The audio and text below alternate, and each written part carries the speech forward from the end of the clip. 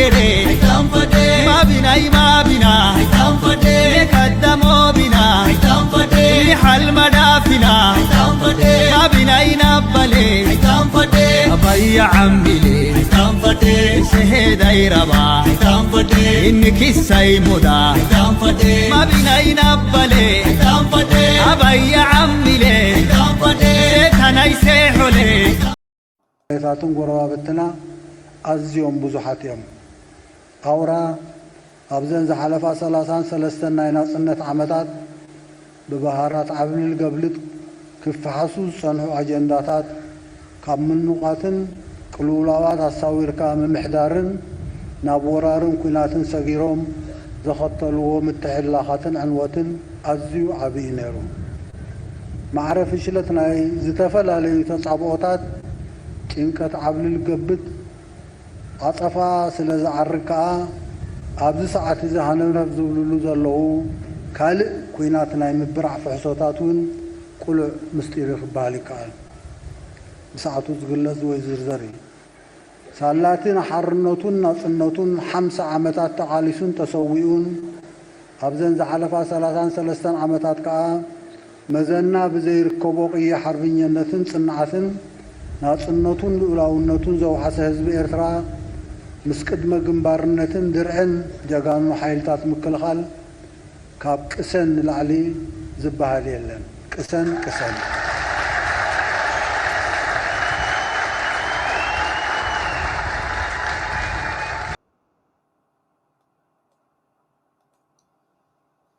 سلام تخطاتلتي سول ميديا بزلهم وسلامكم يبزا خندقس كنتس ايرتراونت كبر مننت اينرس توم سبسكرايب نيغوركم سبسكرايب نختغبرو خمون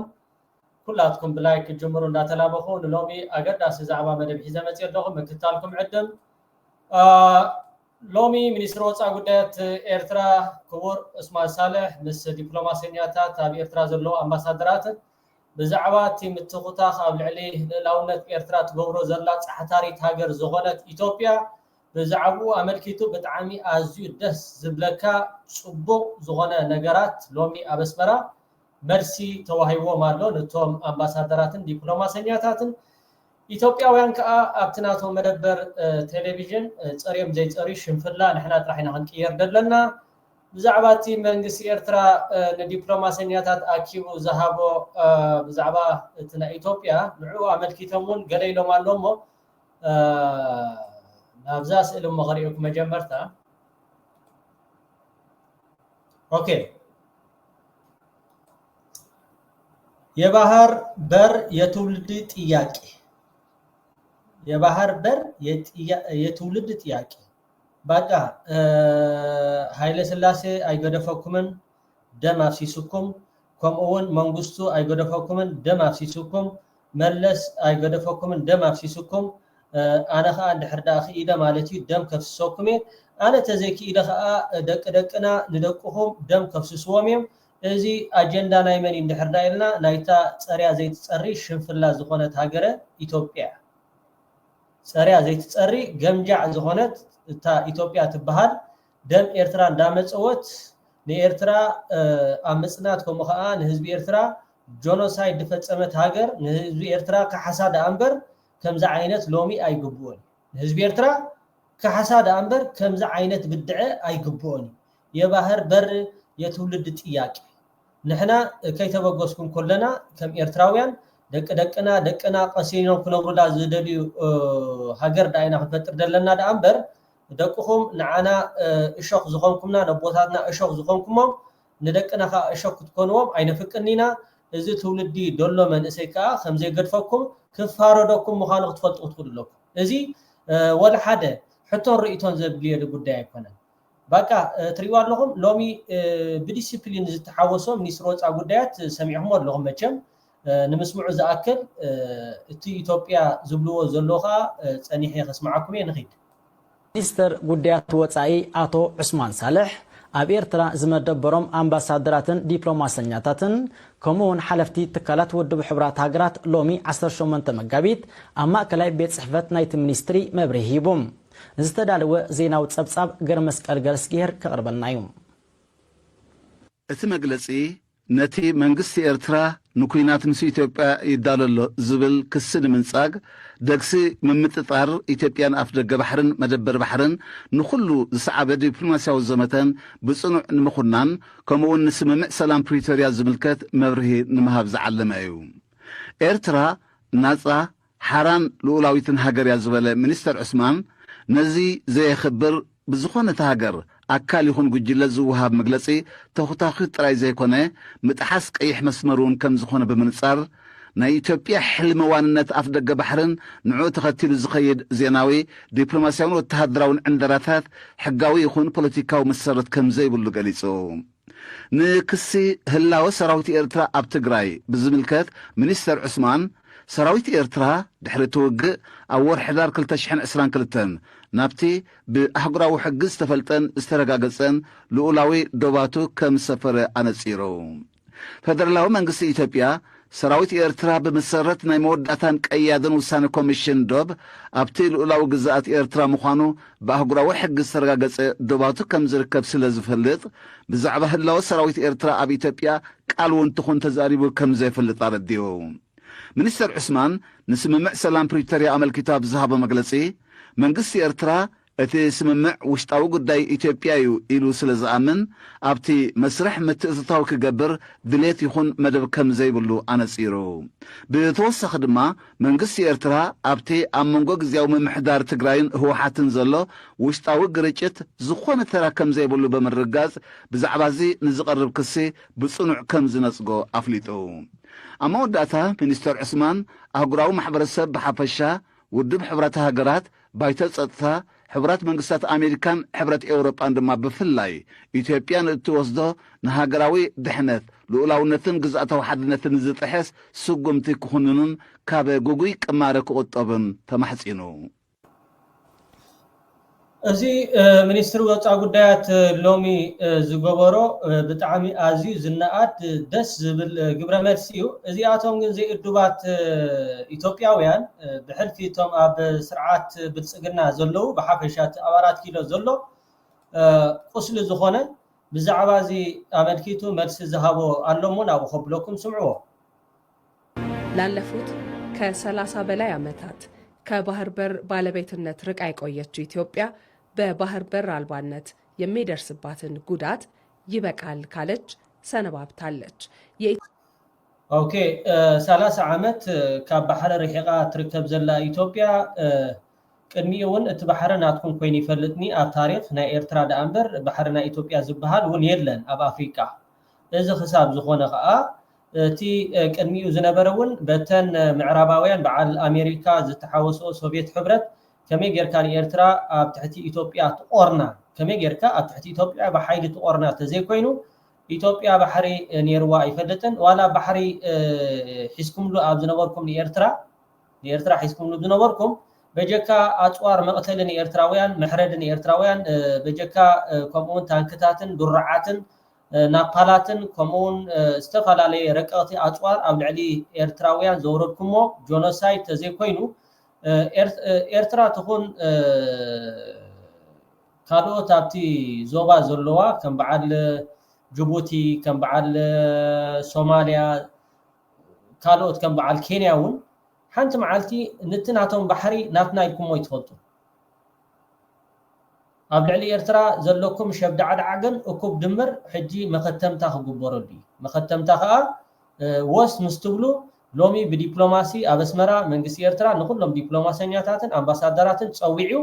እዚ መንፀፍ ይበሃል መንፀፍ መጀመርታ ረኣይዎ ጉንሕዎ ዘይናቶም ናትና ይብሉለው ተኣደቡ በልዎም ሎሚ ብጣዕሚ ፀባይ ኣሰትየት መንግስቲ ኤርትራ ዝገበሮ ክቅፅል ኣለዎ ከዓ ከምዚ እንዳፀዋዕኻ ነቶም ዲፕሎማሰኛታት ነቶም ኣምባሳደራት ነቶም ጋዜጠኛታት ከምኡውን ሰራዊት ኤርትራ ኣብ መሬት ኢትዮጵያ ወይ ከዓ ኣብ መሬት ትግራይ ዘሎ ዝብሉ ጋዜጠኛታት ድዮም ከምኡውን ኣምባሳደራትን ዲፕሎማሰኛታትን እንድሕር ሃልዮም ኮይኖም እውን መንግስቲ ኤርትራ ብእዝኖምን ብኻልኦቶምን ወጢጡ ነቶም ጋዜጠኛታት ነቶም ኣምባሳደራት በቲ ውዕል ኣልጀርስ ሰራዊት ኤርትራ ይኹን ሓይልታት ምክልኻል ኤርትራ ኣብ መሬቱ ከም ዘለውን ከሪኦም ክኽእል ኣሎ የርእዮም እዚኣቶም እንታይ እዩ እንዳረኣዩ ዓይኖም ዝዓወሩ እንዳሰምዑ ድጸሞም እዮም ግን እንታይ ትገብር እክብ አቢልካ ከምዛ ሎ ማዓንቲ ኣብ ሚኒስትር ወፃ ጉዳያት ተኣኪቦም ዝነበሩ ንኹላቶም ሄሊኮፕተር ጌርካዲ በአየር ወጌርካ ንኹሉ ደባት ናይ ኤርትራ በቲ ናይ ውዕል አልጌርስ ተሪኦም ድሓር እዚ ሕጂ ተወሲዱ ዘሎ ጽባሕ ንጎ ኢትዮጵያ እንድሕር ዳ ተንከስ ኢላ እንድሕር ዳ ንኤርትራ ተንኪፋ የለን ከምቲ ናይ ቅድሚ ሕጂ ኣብ ባድመ ኮይና ክንከላኸሊና ኣብ ጾሮና ኮይና ክንከላኸሊና ኣብ ዓሰብ ኮይና ክንከላኸሊና ከም ዝበሃል ነገር የለን ከምታ ኣወል ስዒ ዝበለኩም ኣብ ውሽጢ አዲስ አበባ ያታ ኮይናት ክትጅመር ማለት ኣብ ውሽጢ አዲስ አበባ እዚ ሎ ማዓንቲ ዝተኻየደ ክስወጠኩም ይግባእ ነይሩ ግን ከይደንጎኹም በቃ ሕፍረት ዝበሃል የለን ሕንከት ዝበሃል የለን ንውሉድ ወለዶ ዝኸይድ ጥያቄ ወይ ከዓ ሕቶ ይዘለና 30 ዓመት ያኻ ባሕሪ ተፈልያ እምበር ቅድሚኡ ባሕሪ ነይርዋይ ንዝብል እቲ ባሕሪ ትብሎ ዘለኹም ንጅቡቲ ይኮነን ስለምንታይ ናይ ጅቡቲ ባሕሪ ተቋጻጺርኩም ይትፈልጡን ይኹም በሓይሊ ናይ ሶማል ባሕሪ እውን ተቋጻጺርኩም ይትፈልጡን ይኹም በሓይሊ ናይ ኬንያ እውን ተቋጻጺርኩም ይትፈልጡን ይኹም በሓይሊ ናይ መንዳ ይኹም ተቋጻጺርኩም ነይርኩም ናይ ኤርትራ ስለዚ ገንዳ ወልኻ ትጋገ ንቀብረካ ዝመፀኻ ኣቀዲምካ ጉድጓድ ፈሓረሉ ዝበሃል ኣባሃላ ስለዘሎ ኢትዮጵያውያን ኣይትደንጉዩ እንድሕር ዳ ኺልኩም አቃላጥፍዎ ማለት እዩ ኢትዮጵያን የባህር በር ፍላጎቱን ለማድረግ ደግሞ መንግስት ጥያቄውን ዋነኛ የብሔራዊ ጥቅም ጉዳይ በማድረግ በዓለም ፊት አቅርቦታል። ኢትዮጵያ የማይናወጥ ብሔራዊ ጥቅም አላት። ዓለም ዛሬ ይስማ። የቀይ ባህር አክሰስ ሰላማዊ በሆነ መንገድ ኢትዮጵያ ያስፈልጋታል።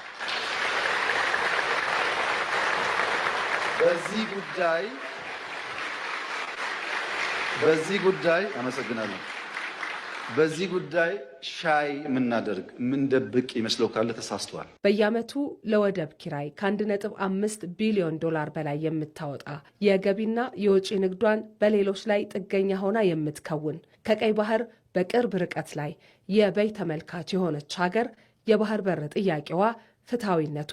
ጥያቄ ውስጥ የሚገባ አይደለም። የአንድ ሀገር ጂዲፒ ከ25 እስከ 30% የባህር በር ነው። ለምሳሌ ኢትዮጵያ 100 ቢሊዮን ከሆነ ጂዲፒዋ አይኗ ያየ 25 ቢሊዮን 30 ቢሊዮን ትታለች ማለት ነው። ዘሚኒት አክሰስ ስታገኝ ያ ቫልዩ ያ አማውንት ይጨምራል። ኢትዮጵያ ወደብ ካጣችበት ጊዜ ጀምሮ ወደ ኋላ እንደዚህ በመናይበት ጊዜ ወደ 30 ቢሊዮን ዩኤስዲ አታለች ማለት ነው። ይሄ ማለት ስንት ሆስፒታሎችን ይገነባ ነበር? ስንት በየ5 ዓመቱ የሬኔሳንስ ግድብን የመገንባት አቅም ነው ያጣችው ማለት ነው። ሕጂ ዝትሪእዎ ዘለኹም መልሲ ነቲ መንግስቲ ኤርትራ ሎማዓንቲ ዝገበሩ እዮም ኣብቲ ናቶም ድሕሪ እቲ ዝወፀ ናይ ኤርትራ ድሕሪ 2 ሰዓት ከዓ ከምዚ ዓይነት ግብረ መልሲ ሂቦም ኣለዉ እሱ ከዓ እንታይ እዮም ዝብሉ ደለዉ በቃ ንሕናስ ጅቡቲ ንጥቀም ኣለና ባርበራ ንጥቀም ኣለና ናይ ኬንያ ሞምባሳ ንጥቀም ኣለና ግን እንታይ እዩ ብጥሩሕ ኢና ክንጥቀም ደሊና ደለና ኮሚ ብጥሩሕ ኢና ክንጥቀም ደሊና ደለና ክንግብት ኢና ደሊና ደለና ናትና ክንገብሮ ኢና ደሊና ደለና ተባሕሪ እዚ ከዓ ንሕና ተዘጌርናዮ ኣብ ሓጎታትና ይገበርዎን ኣቦታትና ይገበርዎን ንሕና እውን ክንገብሮ ዲና ኣይን ክገብሮ ዲና ክርኢና ግን ንሕና ተዘጌርና ይኻ ደቅና ክገብርዎ እዮም ዝብል ሪኢኹሞን ሰሚዕኹሞን ኣለኹም ማለት እዩ ሕጂ እዚኣቶም ፍጹም እንዳረኣዩ ዝዓወሩ እንዳሰምዑ ዝፀመሙ ገልዳማት ብጣዕሚ እዚ ነውፅኦ ደለና ገንዘብ ንበዓል ሞምባሳ ከምኡ ከዓ ንበዓል ጅቡቲ ንበዓል ባርባራ ንኸፍሎ ደለና ገንዘብ ክንደይ ሆስፒታላት መሰስርሓና ነይሩ ክንደይ ቤት ትምህርቲ መሰስርሓና ነይሩ ነይሩኩም እኮ ቅድሚኡ እኮ ንኤርትራ ጎቢጥኩም ሓስኩማ ማለት እዩ እንታይ ተጠቂምኩም ነይርኩም ኣብ ግዜ መለስ እኮ ኢትዮጵያ ደሓን ለውጢ ኣርያ ከምቲ ትብልዎ ማለት እዩ ኣብ ግዜ መለስ ኢትዮጵያ ደሓን ለውጢ ርያ ኣብ ታሪኻ ማለት እዩ ባሕሪ ኣብ ዘይነበረኩም እዋን ኢኹም ደሓን ለውጢ ምፂኹም ግን እንታይ ንስኻትኩም ተልእኾኹም ናይ ኢማራት ዓረብ ሕጂ ካምፓኒታት ኣብ ኤርትራ ይኣትዋ ስለ ዘለዋ ኤርትራ ናብ መገዲ ምዕባለት ስለ ትኸይደላ ነዚ ከመይ ጌርካ ትቆፅዮ ነዚ ከመይ ጌርካ ነተን ሃገራት ተሰናብደን ነተን ሃገራት ወፍሪ ንኸይገብራ ኣብ ኤርትራ ከመይ ጌርካ ከምዚ ዓይነት እንዳነፍሓኻ ከምዚ እንዳገበርካ ክትቋጻጽር ደይኮንካ ክትጽልቕ ናይ አንጭዋ ባህሪ ምጽልያ ሱጋ እንታዩ ኳሕ ተብል ገለ ተብል ዋላ ተቋጻጽርካውን ክትቆመሉ ይትኸኒኻ ከመይ ጌርካ ትቆመሉ መርከብ ኣይትመጻካ ነያ ንግድ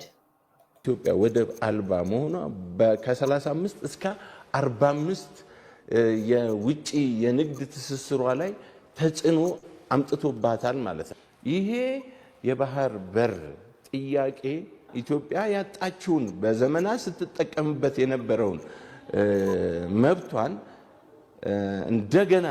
ተመልሳ ወደ ኢንተርናሽናል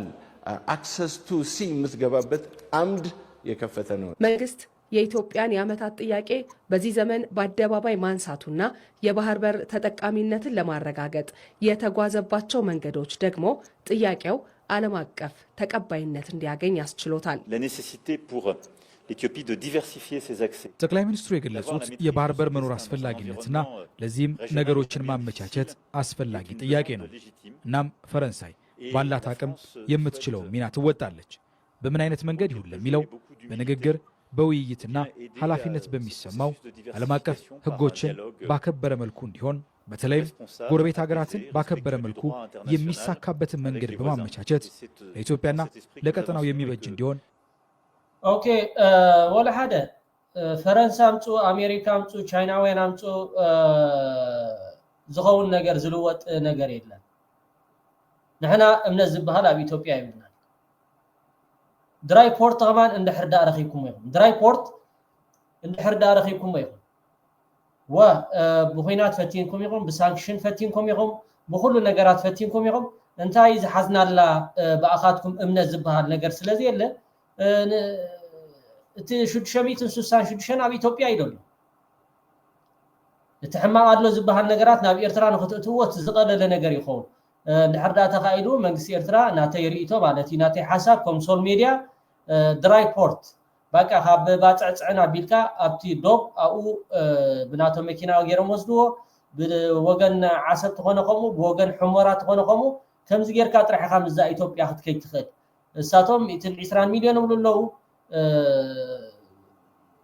ብዛዕባ ፍራንስ ከዓ ኣብቲ ቀይ ባሕሪ ዋንነት ዝበሃል ይብላን ፍራንስ ተደልያ እቲ ጅቡቲ ተደልያ ትሽጠሎም ተደልያ ትሃቦም ጉዳይና ኣይኮነን ኣብ ከምኡኣቲና ክንዛረባ ይንደሊ ኣብ ጉዳይ ኤርትራ ግን ፈረንሳይ እገዛ ታደርጋለች። ይህን የኢትዮጵያን የባህር በር ፍላጎት እውን ለማድረግ መንግስት ያሉትን ሰላማዊ አማራጮች በሙሉ እንደሚጠቀም ጠቅላይ ሚኒስትር አብይ አህመድ መናገራቸው ይታወሳል። በጦርነት አንፈልግም፣ በኃይል አንፈልግም፣ በቂ ሪሶርስ ነው። በማንኛውም ህግ በማንኛውም የአገር ልምምድ ኢትዮጵያ ይገባታል። ብዙዎች እኮ ነውር ነው ይላሉ። 120 ሚሊዮን ህዝብ መቆለፍ ነውር ነው። ኦኬ 120 ሚሊዮን ወላ ሓደ ሶማል ፈሪሳ ኢትዮጵያ ኬንያ ወላ ሓደ ይኮነትን ሊቢያ ፈሪሳ ሞሮኮ አልጄሪያ ወላ ሓደ ይኮናን ሱዳን ከም ዝንሪያ ዘለና ፈሪሳ ኤርትራ ከምኡውን ኢትዮጵያ ግብፂ ወላ ሓደ ኣይኮነትን ስለዚ ንስኻትኩም ተፈረስኩም ንሕና ደዋትና ጥራሕና ንዓፁ ደዋትና ንዓፁ እቲ ዝመፃና ብረት ሒዙ ዝመፃና ዝነበረ ሲቪል ይመፃና ተኺልካ ካብ ብትገብር ኣይከኣልካን ከዓ ደዋትካ ዓፂኻ ትምትብል ማለት እዩ ስለዚ እዛ ኢትዮጵያ ከይትፈርስ ዶ ኖ ከምዚ ዶ 120 ሚልዮን ዋላ 200 ሚልዮን ኩኑ 300 ሚልዮን ኩኑ ንሕና እኮ ብሰምኩኹም ከምዛ ኮንጎ ጫማ ምስ ኣረገት ቀደም መርፍእ ወይ ከዓ መስፈ ጌርና ነንኩላ ዘይትቕፅል ዝነበረት ንዓና ኮም ኪሎምና እኮ ኣብዚ ሕጂ እዋን እኮ 25 ሚልዮን ክንከውን ዝግባአና እኮ بسنك مني بسنك زيمي بسنك إثيوبيا 5 مليون حسابها 5 مليون حساب 6 مليون كاوزي حلف قصر زلنا مالت بسنك من بسنك إثيوبيا حجنتاي 120 مليون سلازخونكم كم زبهان ነገር አለኝ ስጋ ሀብታም ስለዝኾንካ ብዙሕ ገንዘብ ስለዘለካ ገንዘብካ ሃበኒ በሓይሊ ከም ዝባሃል ነገር አለኝ ወይ ኣብዚ ገዛ 10 ሰባት እሞጡ ኣለዉ ኣብዚ ጎረቤት ከዓ በይኑ ሓደ ሃብታም ይቅመጡ ኣሎ ስለዚ እዞም 10 ሰባት እስኻ ውፃእ ወይ ከዓ ዛገዛኻ ሃበና ገለ ከምዚታ ዝበሃል ኣሎ ዲ ዓለም የለን ስለዚህ ጀማልኩምን ሸረፍኩምን ሓሉ 120 ሚሊዮን ከም በዓል ቻይና ከመይ ጌርካ እቲ ከም በዓል ኮንዶም ዲ ወላ ገለ ዲ እንታይ እዩ ሕጂ ገለ ከይጸልዎ እንታይ ከም ከይጸልዎ መስልኩም መንዝርና ሓጢያት ዘይናትካ ምድላይ ሓጢያት ዝኽልተ ነገር ከዓ ካብ ሓዲዩ ኣየን ይዘዋጻና ንዓና እቲ ዘይናትካ ምድላይ ብምንታይ ካ ተዓግቶ ብዙሓት ስለ ዝኾንና 120 ሚሊዮን ሕጂ 150 ሚሊዮን ክንከውኒና ወሊድ ትቕንሱ ሓደ ኢትዮጵያዊ ሓደ ከም ድወልድ ክልተ ከም ድወልድ ትገብርዎ ንሕና ከዓ ሓደ ኤርትራዊ 7-8 ከም ድወልድ ከምኡ ፕላን ክንገብር ኢና መንግስቲ ከዓ ከምኡ መተባብዕ ክህብ ክኽእል ኣሎ መንግስቲ ኤርትራ እዚ ሕጂ ወርቅ ዶ ፖታሽ ዶ ገለገለ ሕጂ ጃርጃር ምስኮነ ከምኡ ኾን ኣሎ ሓሙሽተ ዝወለደ ከምቲ ኣብ በዓል ቻይና ሓደ ዝወለደ ኮሚታት ገለ ዝበሃል ኣብ በዓል ኤርትራ ከዓ ካብ ሓሙሽተ ንላዕሊ ዝወለደ እዚ ክወሃቦ ይገለና ተባሃለ ከምዚታት መትብባዕ ክግበር ኣሎ ኣብ ኢትዮጵያ ከዓ ሓደ ዝወለደ ታይም ዋላ $100 ክወሃብ ይትብሎ ዋጋኹም ብዙሕ ኣይኮነን ክቡር ኣይኮነን ዋጋኹም ዝንሪኦ ዘለና ማለት ስለዚ እዚ መልሲ ናይ ሎማ ዓንድ ሰሚዕኩም ኣለኹም እዚ መልሲ ዝኾነ ኤርትራዊ ከብቃ ይኽእል ኣሎ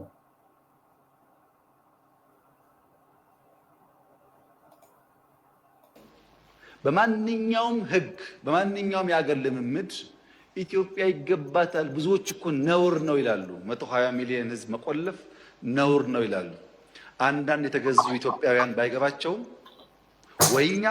ወይ ልጆቻችን ያሳኩታል ጥርጣሬ የለውም ይሄ እውነት ስለሆነና ራሽ ሎጂካል ነገር ስለሆነ ይሄን አስታኮ ግን ነገ ውጊያ ይነሳል ብሎ የሚያስቡ ሰዎች አንዋጋም ከማንም ጋር ኢትዮጵያ ዓለም አቀፍ ህጎች የሚፈቅዱላትን ፍትሃዊ ጥያቄ እያነሳችበት ያለችውን የባህር በር ተጠቃሚነት ጉዳይ ለማሳካት የተጀመሩ እርምጃዎች ጥያቄው ምላሽ እስኪያገኝ ድረስ የሚቀጥሉ ናቸው ባቃ መርሲ ክሳብ ንረክብ ንውልድ ወለዶ ክንቁጽሎ ኢናዮም ዝብሉ ደሎ ኣብ መጨረሻው ክንዕወቲና ኢሎም ዛዚሞም ኣለው ኣብቲ ናይ ኢትዮ ቲቪ ኖርማል ሓደ ዩቲዩበር ድፃዓኖ ይኮነን ኣብ ኢትዮ ቲቪ ከይድኩም ክትሪእዎ ትኽእሉ ኢኹም ድሕሪ ናይ መንግስቲ ኤርትራ እንታይ ክብሉ ይኾኑ ኢልና ክንፅበዮም ኣይደንጎይም ከማን ሓንቲ ሰዓት ከማን ዓቕሊ ክገብሩ ይከኣሉ ከይድኩም ኣብ ክሰምዑ ትኽእሉ ኢኹም ግን ብሓፈሻ እዚ ክሰምዑ ፅንሓኹም ኢኹም ሞ እዞም ከምዚ ዝብሉ ዘለዉ ስመን እዮም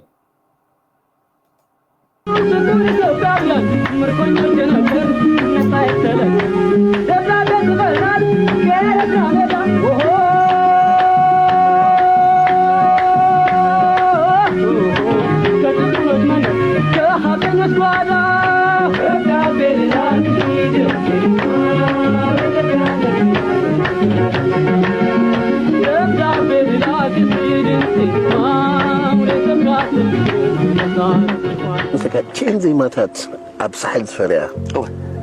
نزوم النسيات إثيوبيا درفتي توعيبا تزبي إثيوبيا فولتو يخل كويس نسمعني صبون نيرو زي تابس لك حدا بروجكت تحدث مبلني قالوا لي انت زدرف እንደገና ወይ ጽቦ ገይሩ እንተ ዝቀናበር ባዕለው እንደለው ባዕል ባጫ ደበሌስ አለው እንደው አቡ መስተምሩ ኻዚ ነበሩ ጀነራል ባጫ ደበለ هو أميرا نيرو هو صور معلن أتوجه لني لا أنا حجي بتي عمقت بوزح ينبرن قد سعسع كله فلطة مستهم دكنستي أخوينا نطب جيران قال مال الساعة برتع ساعة نيرو بعدين عللوا نيرنا نفع ساعة قليل نيرو وحجسي عبد الله ولا عبد الله أنا فلطوني أي ذكروني قن بقى مسانا نيرو عبد كارتر زبان نيرو مسوا عبد حيتو نيرو ذكري ساعة جنرال متشم زين حنت خبتين زين بازاز بل كان ندرف جن كحلفكو حتى اللي حتقول جديد تذكرني دبدابي لتصاف دمصون لسمع لحزب إثيوبيا سي دبدابي خصف كصحفوا له مو دمصو خسمع دايله دمصو خسمع انا قاعد دمصي كسمعوا دايله تذكرتي زين صبو ما يذكرني بعد ود عاد ذكر وايم قنا له دبزي كساي انه اركايف له هاون بولو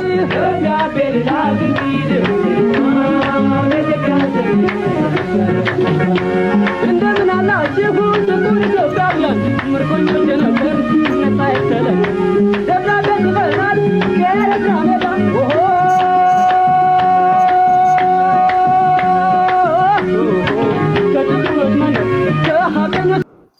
اوكي خورات تخاتاتلتي بعد زياتهم يم عزفزف زعقفقف زولو زلو بعد باچا بعد قال ناتبهالو مركنياتات መንግስት ኤርትራ ግን ንኢትዮጵያ ይሁን ነተናብ ቀርና አፍሪካ ንአፍሪካ ወደባት ንኤርትራ ንኽጥቀማሉ ካብ 1991 ክቡር ፕሬዝዳንት ሃገር ኤርትራ አቶ ኢሳያስ አፈወርቂ ዝበሎ ቶም ኢትዮጵያውያኑን ክሰምዑ ስለዘለኹም 10 ሻዕ ደጋጊምና ግን ክንደና ከይሰምዑ is Assab was a free port, Massawa was a free port to Ethiopia. This was declared early in 1991. We believe these ports should be free not only for Ethiopia, for everybody else who wants to use them. That's our policy. It's not a problem of conflict. It wouldn't be a cause of any conflict. Any sensible person who believes that there is a country landlocked and one has gotten access to the sea, why should the complementarity of the interests of both countries demand or dictate the free use of these ports? And with globalization taking everyone else by surprise, I don't see why the issue of ports should become a problem. It's never been a problem since 1991. It's not a problem now. It wouldn't be any problem in the future. It was the Ethiopian government which boycotted our ports and shifted to Djibouti. We said it's their choice. They boycotted our airports and cut any ties between the two countries. It was not our choice, but it was dictated upon us and we had to accept it. They closed the borders earlier, 1997, with the assumption that trade liberalization between the two countries is not to the benefit of Ethiopia. Despite the fact that we disagreed, we accepted this conditionality when they were putting police and militias across the border. ኢትዮጵያ በቅኝ ግዛት አልተገዛችም ካልን አሰብ ተገዝቷል፣ በደንብ ተደርጎ ተገዝቷል አሰብ። ስለዚህ የኛ አይደለም የሚለውን ነገር ማመን አለብን። ጎዶሎ ታሪክ የለም። ጥሩ ታሪክ ብቻ የኛ ነው የምንለው ነገር ጥሩ ዕቃ ብቻ መምረጥ የለብንም። አሰብን እንዳንጠቀም የከለከለ የኤርትራ መንግስት የለም። አንድም የኤርትራ መንግስት አሰብን ከዛሬ ጀምሮ አትጠቀሙም ያለ የኤርትራ መሪ የለም። ያኔ ኢህአዴግን ወክለው ሲከራከሩ አሰብን እንዴት አድርጋችሁ ነው የምታስመልሱት ብለዋል። እውነቱን እንነጋገር ከተባለ ኢትዮጵያ ውስጥ ጀግኖች ተሰቅለዋል። አሰብን እኛ ለኤርትራውያን በነፃ የሰጠነው ጊፍት አይደለም፣ እንኩ ብለን የሰጠናቸው እንደዚህ አይነት ማግ ወይም ይሄ ኮምፒውተር አይደለም። አሰብ ኤርትራውያን የመጨረሻ ትግላቸውን አድርገው የያዙት መሬት ነው። የሚመጣብኝን ማንኛውንም መከራና ስቃይ ደግሞ ለመጋፈጥ ዝግጁ ነኝ።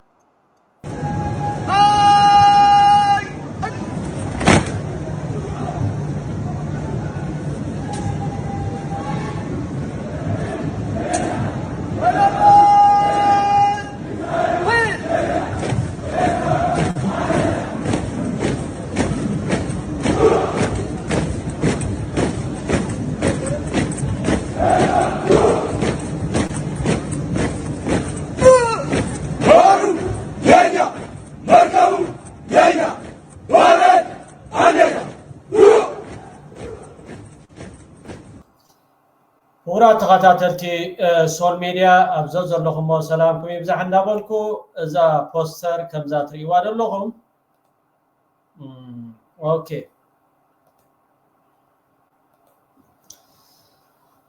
ኦኬ እንታይ ትሪኡ ኣለኹም ኣብ ስእሊ ፅቡቅ ጌረ ስለ ዝተምሃርኩ ሓደ ሰባት ኣለኹም ዘድልይን ዘይድልይን ትፅሕፉ ጸላይኹም ኣብ ቅድሚኹም ስለ ዘሎ ነቲ ጸላይኹም ጥራሕ ተጠመጥኩም ፅቡቅ እዩ። እዚ ምሕሳድ ወይ ከዓ ኣነ ፅቡቅ ጌረ ከረዳእኩም ይኽእል እዩ። ኦኬ ከምዚ በል ከምዚ ኣይትበል ከምዚ ገለ ንገዛኹም ጥራሕ ንባዕልኩም ተጠቀሙሉ ዝሓትትን ሓታትን ኣብ ውሽጢ ዓዲ ስለ ዘሎ ስራሕኩም ስርሑ ጥራሕ ይኽብለኩም ዝደሊ ኣብዚ ግን ክምህረኩም ይኽእል እዩ። ስለ ዝተምሃርኩ ጥራሕ ክነግረኩም ማለት እዩ። ንጸላይኹም ጥራሕ ጠምቱ። ከወደብ በተያያዘ በተለይ በኢዴፓ የቀረበው ነገር አዳምጠናል። ለነገሩ ኢዴፓ የሚለውን ዝም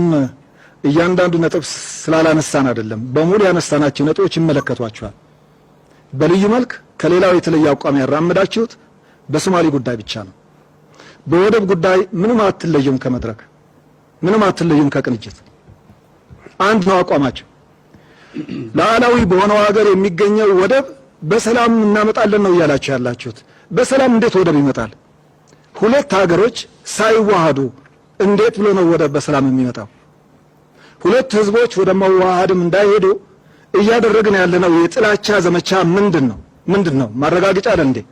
የኤርትራ ህዝብ በኢትዮጵያ ላይ ጥርጣሬ እንዲያድርበት ጥላቻ እንዲያድርበት አለ እያደረግን ያለነው። በጉልበት ከሆነስ እንዴት አድርጋችሁ ነው እስኪ አሰብና ምጽዋን የምታስመልሱት? ንገሩን እስኪ። በሰላም ማስመለስ የምትችሉ ከሆነ ከጃንሆይና ከደርግ በተለየ መልክ ምንድነው የምታደርጉት? ንገሩን እስኪ። የ30 ዓመት ጦርነት እንዲቆም ተደርገዋል። ከ1 ሚሊዮን በላይ ኢትዮጵያውያን ረክፈዋል በዚህ ጦርነት። ወጣቶች የዩኒቨርሲቲ ወጣቶች ሳይቀሩ በዩኒቨርሲቲ የነበሩ ወጣቶች ሳይቀሩ ብላቴ ማሰልጠኛ ተወስደው ነበር ወደ ጦርነቱ ሲማግዱ የነበሩት። ይህን እልቂት ማቆም ለምንድን ነው የማናስበው? የእልቂቱ መነሻ የጦርነቱ መነሻ አይደል ወይ መፍታት ያለብን? ኢህአዴግ ያደረገው ይህ ነው። የኤርትራ ህዝብ ለነገሩ መብቱን ያረጋገጠው በጉልበቱ ነው። ይሁን እንጂ ኢህአዴግ ከመር በመነሳት ህዝቡ ፈቃደኝነቱ ምን እንደሚፈልግ ህዝቡ ይወስን ያለው። በተባበሩት መንግስታት አስተባባሪነት ነው ሪፍረንደም የተካሄደው። በሪፍረንደሙ ብዙ ኢትዮጵያዊ ቅስቀሳ ቢደረግበት ኢትዮጵያን ይመርጥ ነበር ከሆነ መረጃው ሐቁስ አያሳየም። 99.8 በመቶ በሪፍረንደሙ